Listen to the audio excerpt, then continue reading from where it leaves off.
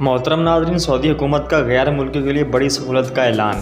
Saudi अरब के महकमा passport ने मुल्क में मुकीम गैर मुल्कियों की सहूलत के लिए इनके विज़िट वीज़े में रुकावटों को दूर कर दिया है। अब अकामा ख़त्म होने पर भी रिश्तेदार के विज़िट वीज़े में तौसीक़ की जा सकेगी।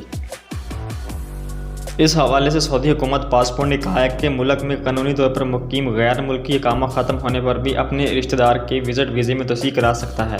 अकामे का ख़त्म होना रिश्तेदार के विज़िट वीज़े में तौसीक़ में हायल नहीं होगा। महकमा पासपोर्ट ने मज़ीद कहा कि मुकीम गैर मुल्की अकामा ख़त्म होने पर अपने किसी अजीज़ के विज़िट वीज़े में तौसीक़ करा सकता है। अकामा ख़त्म होने से यह सहूलत ख़त्म नहीं होगी। महकमा पासपोर्ट ने मज़ीद कहा कि मुकीम गैर मुल्की की सऊदी अरब वापसी की शर्त यह है कि वीज़ा मौसर हो, अकामे की मियाद ख़त्म ना हुई हो और PCR सऊदी अरब में रजिस्ट्रार अदारे से हासिल किए हुए हों।